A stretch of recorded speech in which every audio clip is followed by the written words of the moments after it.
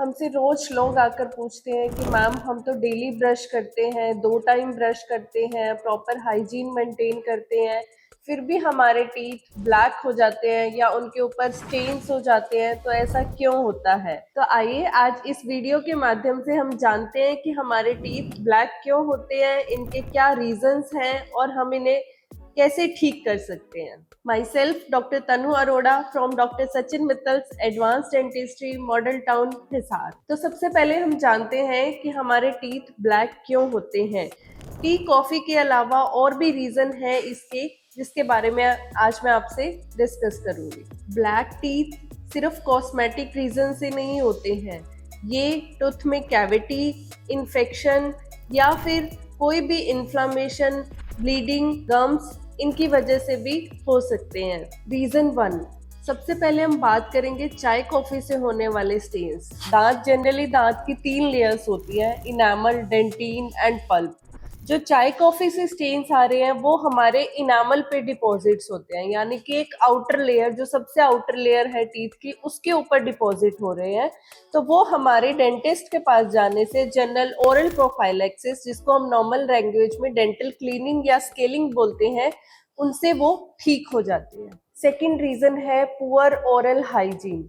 हमें किसी टूथ में पेन है या फिर हम वैसे ही केयरलेस हैं, जिसकी वजह से हम टाइम लगा के अच्छे से ब्रश नहीं कर रहे हैं, फ्लॉस नहीं कर रहे हैं, माउथ वॉश यूज नहीं कर रहे हैं, बहुत स्टिकी फूड का यूज कर रहे हैं और उसके बाद क्लीनिंग नहीं कर रहे हैं, तो जिससे क्या है कि हमारे टीथ के ऊपर day by day plaque deposit होता रहता है, जो कि हमारे टीथ के ऊपर स्टेनिंग कॉज करता है। इसको भी हम डेंटल स्केलिंग या फिर ओरल प्रोफाइलैक्सिस, जो मैंने पिछले स्टेप में बताया, उससे क्लीन कर सकते हैं। ये भी सिर्फ इनामल तक ही होते हैं, यानी कि जो दांत की बाहरी लेयर है वहां पे डिपॉजिट होते हैं, तो क्लीनिंग करने से ये परमानेंटली ठीक हो जाते हैं। थर्ड पॉइंट है डेंटल कैविटी। इसमें क्या होता है, जिसको हम नॉर्मल लैंग्वेज में कहते हैं कि दांत में कीड़ा लग जाना, सडन हो जाना। तो जब हमारी बाहरी लेयर यानी कि इनामल तक हम थे, वहां पर कुछ स्टेन्स आ रहे थे, तो उसको हम सिर्फ क्लीनिंग से क्लीन कर रहे थे। लेकिन अब क्या है कि कीड़ा, हमारा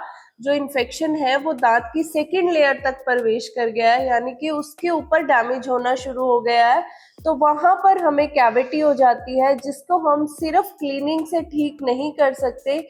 उसके लिए हमें रेस्टोरेटिव प्रोसीजर्स करने पड़ते हैं, यानी कि दांत के अंदर हमें फिलिंग करवाने की ज़रूरत होती है, जिससे कि वो स्टेन परमानेंटली गायब हो सके। नेक्स्ट है नॉन वाइटल या फिर डेड टूथ, यानी कि हमें जब हम बचपन में या फिर किसी एक्सीडेंट के दौरान हमें टूथ पर कोई इंजरी हुई, जिससे उसके अंदर ब्लड क्लॉट बन गया, जो टूथ की नर्व है वो डेड हो गई, जिससे क्या हुआ कि एक पर्टिकुलर टूथ का कलर चेंज हो गया। हम बहुत सारे केसेस ऐसे देखते हैं जिसमें सामने के सारे टीथ वाइट हैं एक्सेप्ट वन टीथ, जो कि हमारा बहुत ज्यादा डार्केस्ट ब्राउन या फिर येलो होता है।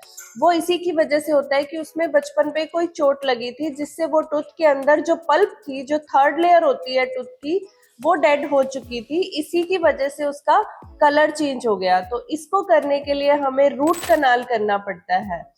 नेक्स्ट पॉइंट है मेडिसिन।